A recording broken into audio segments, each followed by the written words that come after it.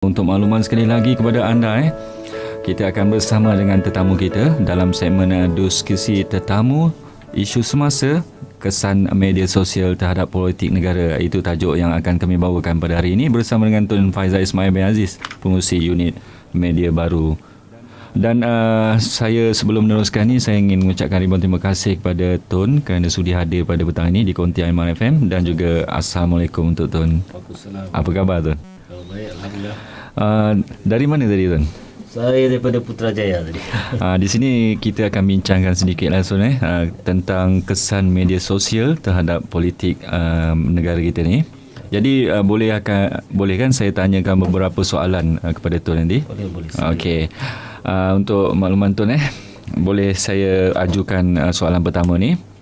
Boleh Encik Tun Faizal terangkan sedikit perkembangan terkini media sosial dalam perspektif politik negara ni? Kalau kita tengok sekarang ni, dia dah makin hampir dengan musim raya, pilihan raya. Jadi semakin banyaklah berita-berita berkaitan pilihan raya, berkaitan ahli politik yang tersebar, yang disebarkan melalui media sosial. Jadi ini juga jadi social media menjadi medan untuk perbincangan, pembentukan persepsi di kalangan pengguna-penggunanya.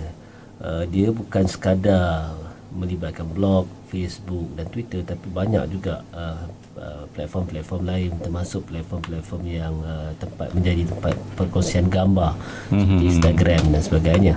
So dalam politik biasanya kalau kita tengok setakat ni, kita nampak ahli-ahli politik kita dah mula bijak menggunakan media sosial daripada segi mendedahkan tentang diri mereka supaya orang tahu tentang latar belakang mereka, wawasan, pemikiran mereka dan sebagainya.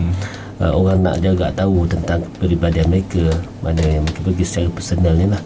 Dan kedua, mereka mengambil kesempatan ni juga untuk menerangkan tentang polisi dan program-program sama ada kerajaan ataupun parti. Dan dia orang juga menggunakan ini untuk reach out, bertemu dengan rakyat, dan juga menggunakan sebagai medium of engagement dengan rakyat. Dan yang paling penting, ini menjadi medan untuk mereka menjawab isu yang timbul terhadap diri mereka, dan juga isu yang timbul terhadap parti ataupun terhadap kerajaan itu sendiri. Okey, itu dia tadi penerangan tentang perspektif politik negara dalam platform yang mereka gunakan itu ni. Kalau kita lihat dari segi apa yang kita nampak sekarang ni lah, platform internet ni lah yang menjadi terbaik sekarang ni.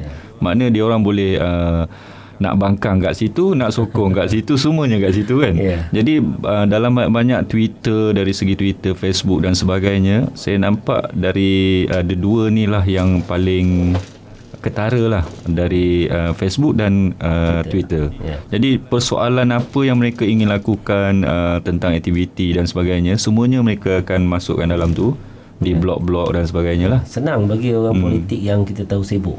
Twitter adalah medium yang paling simple. So mana-mana pergi kita boleh buka. Dia very direct dan sebagainya kan. Kalau macam Facebook ni, dia lebih kurang macam kita sembang-sembang di kedai kopi. Jadi dia panjang, lambat sikit, dia ada trend dia. Dan blog lebih artikulatif, samalah macam YouTube kan, keluarkan gambar dan sebagainya.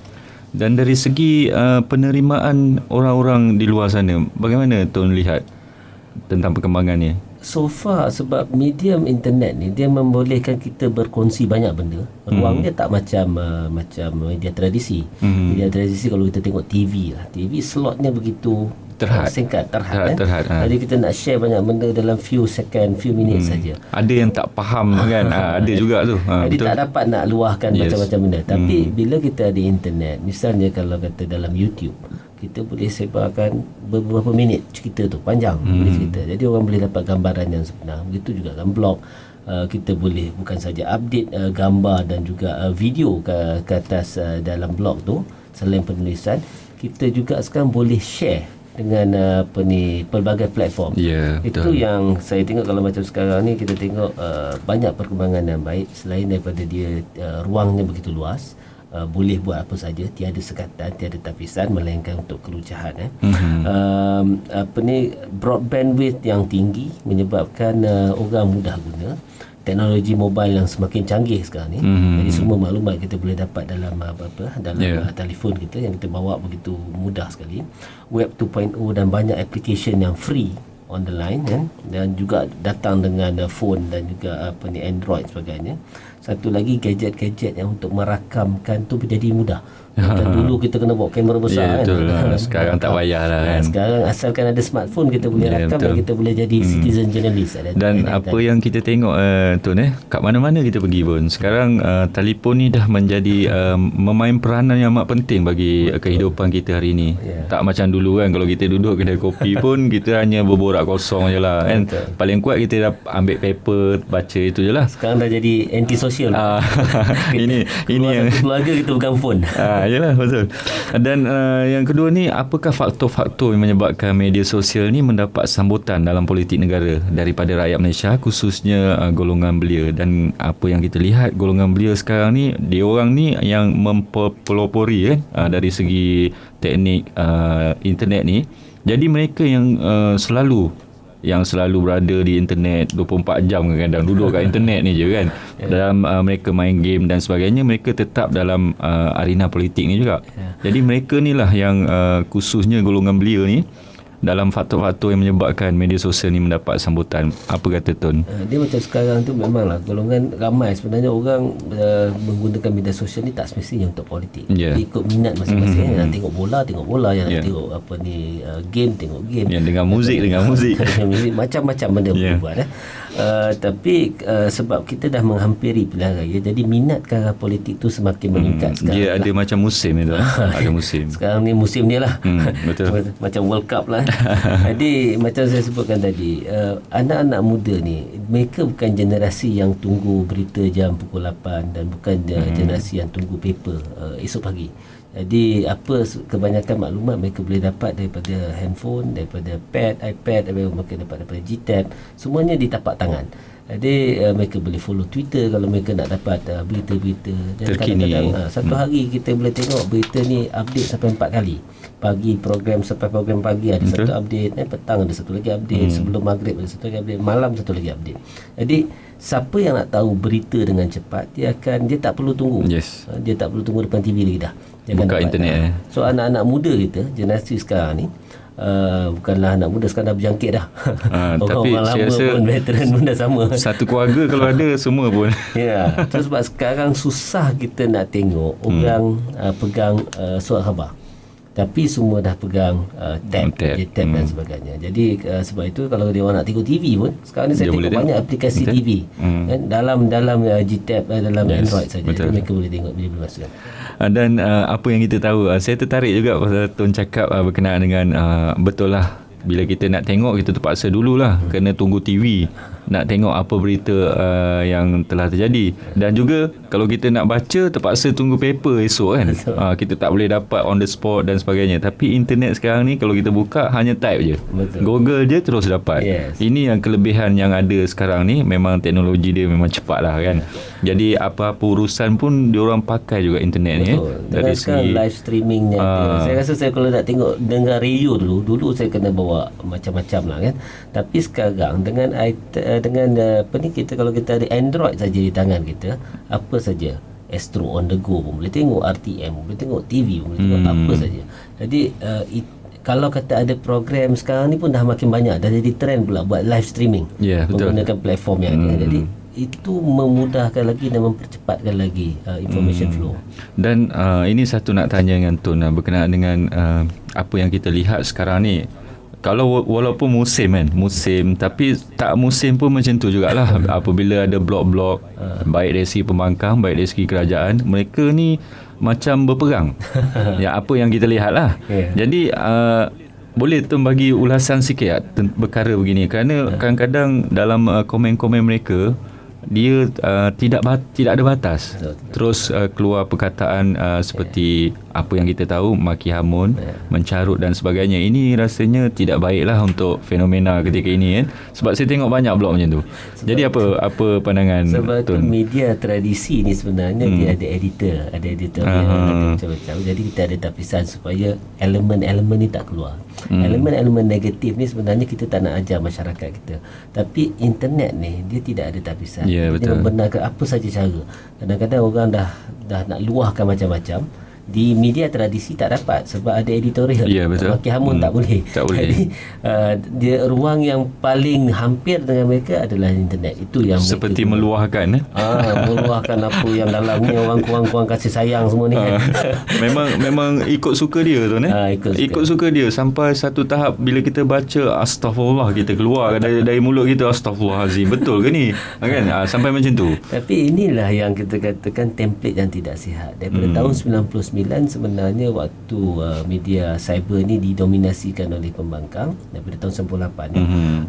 Itu yang dibawa hate politics, mengungkit kemarahan orang. Ini budaya-budaya yang tidak sihat yang sampai sekarang kita warisi. Dan malangnya dalam internet ni dia tidak ada tapisan. Jadi kita terpaksa redor lah, dan kita kena buat tapisan sendirilah, tapisan kendiri. Dan lagi satu perkaranya dalam Malaysia ni, kita berpolitik sepanjang masa, daripada pilihan raya yang lepas sampai pilihan raya yang akan datang. Dia tak ada stop. Jadi itu lagi satulah menyebabkan ruang tu rasa macam perang tu tak habis-habis. Dan walaupun nanti saya percaya selepas pilihan raya ni masih berperang lagi ni. Dia akan berturut dia biasanya sebelum dan selepas. Bila sebelum ni memang bila dah ada keputusan, adalah lagi. Ada. itu mesti lagi banyak tu. Lagi banyak, dan mungkin lama dia akan surutlah sikit kan. Dan apa yang pasti kita tak nak lah, bukan apa, kadang-kadang kalau kita fikirkan sendiri tu kita ada anak-anak. Jadi apabila anak-anak terbaca dan sebagainya, mereka juga ada memikirkan sesuatu yang tidak baik jugalah. Mereka akan terpengaruh sebab perkataan-perkataan yang kita guna, labeling yang kita guna, kemarahan yang kita luahkan. Jadi anak-anak kita yang masih putih bersih ni akhirnya terikut dalam budaya ini, sebab ini media yang paling hampir. Betul. Sebab itu dulu kalau media tradisi, dia sifat dia melindungi. Jadi ada nation building purpose yang dia nak bawa. Sebab itu ada kontrol, ada editorial, supaya tak ada budaya masyarakat kita ni jadi tak terkawal. Mungkin dulu kita ada dengar-dengar juga dia orang akan nak buat macam security, mentapiskan, tapi saya rasa itu amat susah lah, kerana Google dan sebagainya ni dari luar kan, dan kita hanya mampu dalam negara kita sajalah tu kan, betul yang kan? Boleh tapis saya rasa semua convention, orang bersetuju secara conventionnya adalah kelucahan. Tapi kalau kata kita sebut fitnah, kalau kita sebut criticism semua itu pada mereka adalah kebebasan bersuara. Jadi kalau kata macam kita nak dapat daripada Facebook lah, kita nak bagi tahu yang orang ni sebenarnya memaki hamun pemimpin dan sebagainya, kadang-kadang IP pun tak dapat, kerana pada mereka itu adalah kebebasan individu. Betul. Ada lagi 2 soalan ni nak tanya kat Tun ni. Okey Tun, kita sambung balik Akhir-akhir ni lah terdapat trend di kalangan rakyat Malaysia menggunakan media-media ni untuk memanipulasikan sesuatu isu negara berdasarkan emosi semata-mata. Sebagai contoh macam isu Lahad Datu tu. Tapi ada juga yang memberi komen-komen negatif tanpa bukti dan fakta yang kukuh. Jadi apa komen Tun tentang perkara ni? Itu menjadi nature kepada media cyber sebab tidak ada kawalan, tidak ada tapisan, kadang-kadang tak ada berwajah. Di Facebook tu kadang-kadang kita ingat orang tua tapi sebenarnya bukan orang tua, ingat lelaki sebenarnya wanita. Jadi dia tidak ada wajah dan anonymity, tidak ada bernama. Jadi bagus untuk whistleblower, tapi tak bagusnya kadang-kadang bila kebebasan ni dia menjadi satu kuasa, dan kuasanya orang selalu abuse. Jadi orang buatlah cerita-cerita yang sensasi dan salah. Saya bagi contoh bukan setakat Lahad Datu je. Lahad Datu kadang-kadang orang eager sangat nak berkongsi maklumat, ambil maklumat dari entah mana-mana, tapi sebenarnya bukan maklumat sebenar daripada kawasan kejadian. Jadi ini memberikan persepsi, memberi kegemparan yang tak sepatutnya kepada rakyat kan. Satu lagi contoh yang saya boleh bagikan adalah waktu bersih gitu, Bersih 2.0 ada kematian individu yang bernama Suhardi. Dia mati kali pertama, sebenarnya template-nya adalah template macam dataran tahrir itu. Kematian akan menyebabkan orang menjadi marah. Jadi bila jadi marah, dia akan lebih ramai berkumpul dan akan berhimpun sampai kerajaan tumbang lah. Jadi kematian Suhardi ni sengaja diada-adakan kali pertama, tapi nasib baik kita sedar kematian dia kali yang kedua. Jadi itu penipuan. Sama juga macam arwah Baharudin yang meninggal di KLCC. Tersebar dalam internet masa tu melalui Twitter dan Facebook, dia mati dipukul oleh polis, rusuknya patah dan sebagainya. Ini tak ada fakta yang sebenar. nak membangkitkan kemarahan orang. Tapi bila kita tengok sebenarnya kajian yang sebenarnya bukan pun dia kena tear gas, tak ada pun gas bom merasap kat situ. Dia meninggal sebab sakit jantung. Jadi inilah benda-benda yang tidak bertanggungjawab disebarkan, menyebabkan kegemparan yang tak sepatutnya, dan akhirnya orang yang ride on emotion, yang menerima benda tu bulat-bulat tanpa periksa, dia akan terpengaruh untuk membuat sesuatu yang mungkin dia akan sesali kalau kata hingga merosakkan negara. Itu adalah salah satu fitnah atau macam mana? Kalau kita bandingkan dari segi apa ni lah tu apabila dia mengeluarkan satu perkara ataupun fakta dia sendirilah, tak tahu mana dia ambil kan, kalau kita boleh kaji sendiri, tapi benda tu tak ada, itu dah dikategorikan fitnah kan? Fitnah, pembohongan dan tidak bertanggungjawab, sebab dia akan menyebabkan emosi rakyat. Betul. Dia mudaratkan kepada rakyat-rakyat yang menyokong satu pihak ni. Betul. Dia akan membangkitkan kemarahan dan sebagainya, membuatkan tambah-tambah kawan sahabat yang baik-baik ini dia akan sebar kan, oh dia ni mati, dia ni kena buat dia macam-macam lah. Kita ini benda ni kita boleh tahulah, boleh merebak dan lebih menakutkan sebab kita ni secara tradisinya ada sensitiviti kaum, ada sensitiviti agama. Misalnya tersebar gitu di Sungai Petani, katanya berlaku pergaduhan antara kaum besar-besaran, sampai betul. Ada yang daripada KL nak datang, daripada Perak nak datang, yang dekat flat tu tak silap saya. Padahal itu cuma pergaduhan melibatkan kumpulan-kumpulan dalam kawasan tu, tapi bila disebarkan begitu dia akan menjadi besar dan akhirnya dia tak unnecessary, menyebabkan orang satu negara gawat dan orang fikir bahawa ini sebenarnya rusuhan kaum. Dan satu lagi saya nampak dia orang akan pakai SMS. Betul tak tu ni? Betul. Dia akan sebarkan melalui SMS. Jadi orang yang tak tahu keadaan sebenar ini yang terpengaruh sebenarnya. Betul. Kan? Kita selalu terima BBM, kita selalu terima WhatsApp ataupun SMS yang beritahu sekejap dalam beberapa hari ada kejadian colik, kereta kena curi dan sebagainya. Kadang-kadang cerita tu tak betul, tapi dia memberi, sebab kita nak membantu orang, kita pun tolong sebarkan juga. Betul. Tapi sebenarnya akhirnya dia memberi, sama ada by design ataupun secara tak sengaja, dia memberi gambaran bahawa negara ni tak selamat. Padahal kalau kita cek sebenarnya kadang-kadang memang berita tu tak betul pun. Sebab tu kita tengok kadang-kadang tak ada nombor kontak dan sebagainya. Bila kita sebarkan, lepas tu dalam masa tak berapa lama, lepas tu dia kata dah jumpa, dah terima apa semua kan. Mungkin betul, tapi saya pernah semak ada juga yang tak betul. Sebab saya minta nombor, kakaknya hilang kereta, saya minta nombor kereta kakaknya supaya senang dihubungi, dia tak bagi. Lepas tu saya minta nombor dia tak bagi. Dan akhirnya bila saya minta lagi, saya push lagi, dia kata kereta dah jumpa. Maksudnya cerita tu mungkin tak betul pun. Dan ini membangkitkan emosi orang sebenarnya. Betul. Kan, apabila kita menyebarkan satu-satu perkara yang tidak baik dan tidak ada bukti sahih, dia akan membangkitkan kemarahan. Tapi bila dah ada bukti, bila baru dia orang tersedar kan. Jadi kita tak nak macam tu lah. Bila dah terlewat buat apa kan. Betul. Jadi kita minta sangat pada mereka-mereka ni, fikir-fikirkanlah kan, keburukan tu akan dibalas keburukan. Kita kena fikir tu. Dan apa yang Encik Tun Faizal nak bagikan sedikit tip kepada pendengar, harapan Tun sendiri? Media sosial ni sebenarnya bagus kalau kata kita guna secara baik, tapi banyak juga keburukannya kalau kata kita tak verify maklumat yang datang. Bukan saja dia akan timbulkan masalah yang lebih besar kepada negara, tapi pada diri kita juga. Misalnya Facebook, kita tengok banyak berapa ramai wanita-wanita kita tertipu kerana Facebook. Betul. Begitu juga ada lelaki yang tertipu oleh wanita-wanita dalam Facebook. Jadi itu kalau kita tengok daripada sudut sosial. Begitu juga ada cerita-cerita yang tertipu secara korporat, perniagaan dan sebagainya melalui Facebook juga.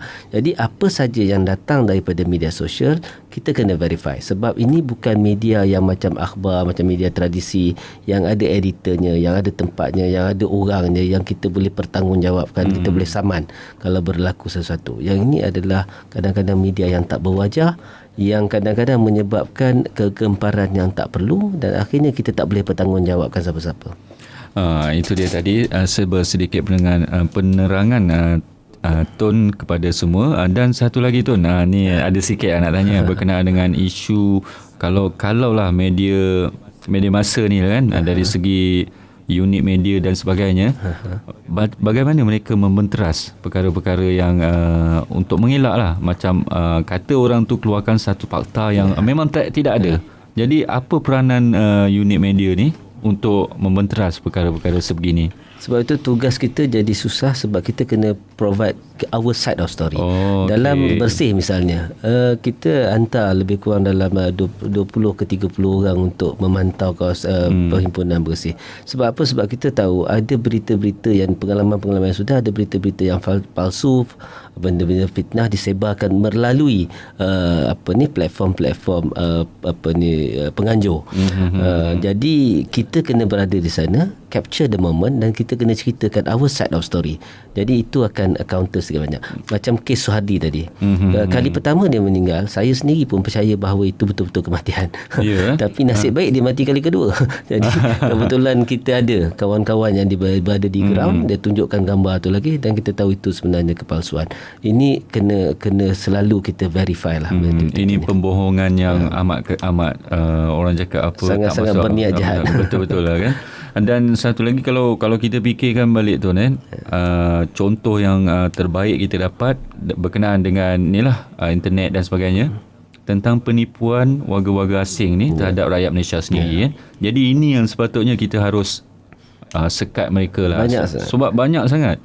Sebab itu pengguna internet kita, bagi siapa yang dah biasa guna macam daripada tahun 98 saya dah guna daripada situ, kita tengok trend penipuan ni memang ada. Jadi kalau pengguna-pengguna yang baru, mereka kena belajar untuk educate diri mereka, jangan terima bulat-bulat. Itu yang pertama. Yang kedua, jangan suka menerima benda-benda yang sensasi ni. Sebab kalau kata penulis blog yang sensasi, dia tahu psiki masyarakat Malaysia ni sukakan benda-benda macam tu, dia akan provide lagi. Mana banyak probok-probok dia. Lagi banyak benda dia masukkan. Macam kalau kita tengok akhbar di barat lah, dia tahu bahawa orang suka gosip, orang suka cerita-cerita yang artis-artis yang panas. Jadi dia akan letakkan di muka depan. Sebab apa? Sebab psiki masyarakat di situ sukakan benda-benda macam tu. Jadi kalau boleh kita elakkan supaya tidak menyebabkan blog-blog ataupun penulisan macam ni bercambah biar. Dan satu lagi, kita harapkan supaya penulis blog, cyber troopers dan sebagainya, biar mereka berwajah dan berupa.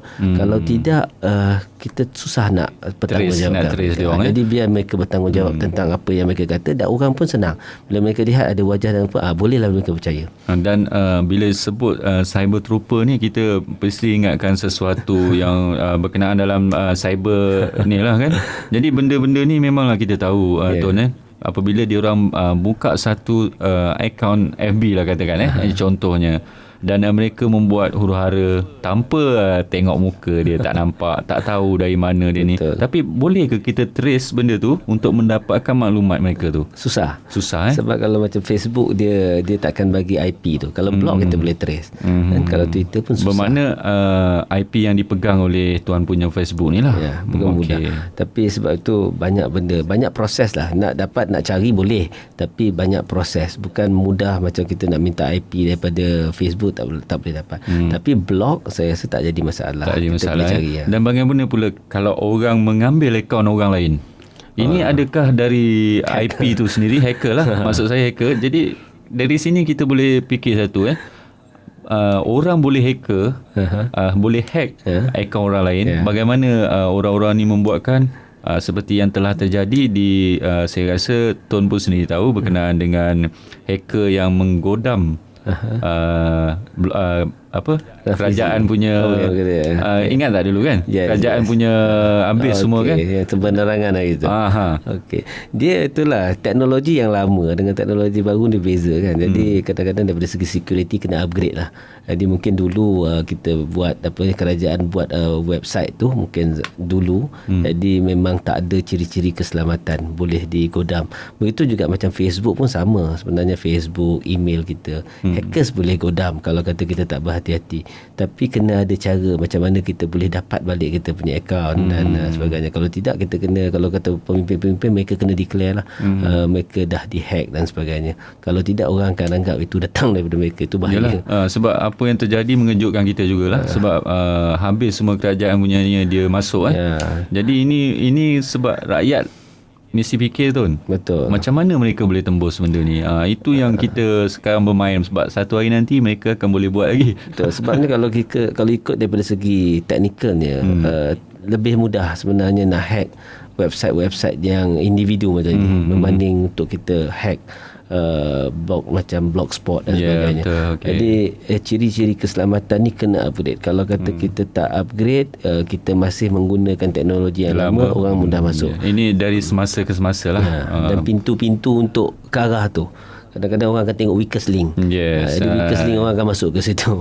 Dan kita tengok jugalah macam sekarang ni handphone dan sebagainya. Sebenarnya kadang-kadang mempermudahkan orang hack akaun kita. Sebab saya pernah tengok satu kali lah, ini kes yang terjadi lah. Dia hack akaun orang, dan orang ni dia akan post macam-macam. Dia adalah salah seorang fan. Ini contoh tu. Dia akan cakap macam-macam perkara-perkara yang tak masuk akal. Jadi saya fikir balik, ini rasa bukan dia ni. Betul. Jadi bila kita telefon dia, kau apa cakap macam ni. Jadi baru dia tahu. Sebab tu dia kena nafikan, dia kena sensitif apa yang berlaku. Betul. Actually terdedah kepada semua orang, termasuk apa yang saya rasa. Sebab tu saya rasa masa menjelang pilihan raya ni sebenarnya sangat-sangat kena berhati-hati. Sebab tu saya minta balik semula kita punya rakyat Malaysia menjelang pilihan raya ni, jangan mudah percaya apa yang keluar daripada internet, kena verify. Jangan ambil keluar tu terus percaya. Kena follow up balik Okey, itu dia lah tadi apa sedikit perbincangan kita pada petang ini bersama dengan tetamu kita Tun Faizal Ismail bin Aziz, pengurusi unit media baru. Dan saya sebenarnya mengucapkan ribuan terima kasih sangat-sangat kepada Tun ni kerana sudi hadir pada petang ni. Kita ada sedikit impact dapat membincangkan berkenaan dengan media ni dan juga internet ni. Alhamdulillah lah, mungkin kita di luar sana pun yang sedang mendengarkan, mereka juga menggunakan internet. Betul. Mungkin dari penerangan Tun tadi mereka dapat sedikit apa yang Tun terang, mungkin dia orang terfikir dan sebagainya. Pandai-pandai lah kan. InsyaAllah jagalah akaun sendiri. Okey Tun, terima kasih banyak. InsyaAllah kita berjumpa lagi.